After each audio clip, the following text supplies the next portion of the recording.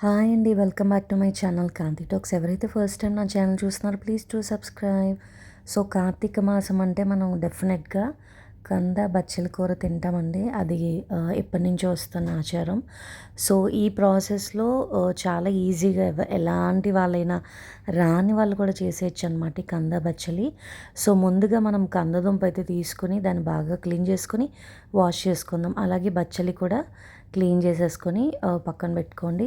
So ఈ కంద pieces and అలాగే బచ్చలి కూడా ఈ రెండు కలిపి మనం వాటర్లో బాయిల్ చేసుకోవాలి.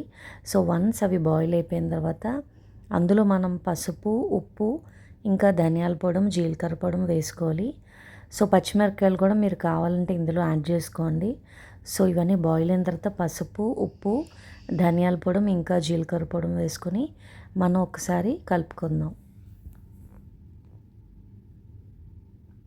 ఒకవేళ ప్రెషర్ కుక్కర్లో కుక్ చేసుకోవాలి అనుకుంటే ఒక 1 విజిల్ అయితే సరిపోతుంది. సో ఇక్కడ మనం కొంచెం చింతపండు గుజ్జు వేస్తున్నాము టేస్ట్ బాగుంటుందని. సో ఇవన్నీ వేసుకొని మనం కలుపుకొని పక్కన పెట్టుకుందామండి. ఒక కడాయిలో పోపు దినుసులు, వేరుశనగకాయలు, ఎనిమిరపకాయలు, కరివేపాకు, ఆవాలు, జీలకర్ర ఇవన్నీ వేసుకుందాం. అలాగే కొంచెం వెల్లుల్లిపాయ. సో ఎవరైతే వెల్లుల్లిపాయ, ఉల్లిపాయ తినరో వాళ్ళు స్కిప్ చేసేసేయండి. సో ఇవన్నీ వేసుకొని మనం మీడియం ఫ్లేమ్లో ఫ్రై చేసుకుందాం. ఏదైతే మనం కంద బచ్చలి రెడీ చేసి పెట్టుకున్నామో అది ఇందులోకి యాడ్ చేసేసుకోవాలి, ట్రాన్స్ఫర్ చేసుకోవాలి. సో చూసారా, ఇది చాలా సింపుల్ ప్రాసెస్. చాలామంది అమ్మో ఎలా చేయాలి ఏంటి అనుకుంటారు.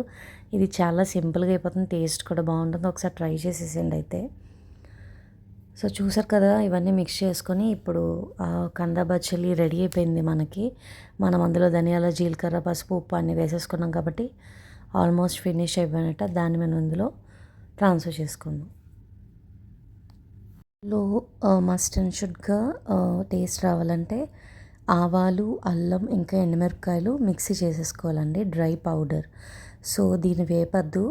ఆవాలు, అల్లం, ఎండుమిరపకాయలు మిక్సీ చేసుకోండి. ఇప్పుడు స్టవ్ ఆఫ్ చేసేసుకోండి. ఆఫ్ చేసుకున్నాక మనం ఏదైతే గ్రైండ్ చేసామో ఆవాలు, అల్లం, ఇంకా ఎండుమిరపకాయలు మిక్స్ చేసేసుకోండి. అంతే, ఎంతో టేస్టీ, చాలా సింపుల్ రెసిపీ అండి ఇది. కంద బచ్చలి కూర రెడీ అయిపోయింది. డెఫినెట్గా మీరు ట్రై చేస్తారని ఎక్స్పెక్ట్ చేస్తున్నాను. Please to subscribe. Thanks for watching.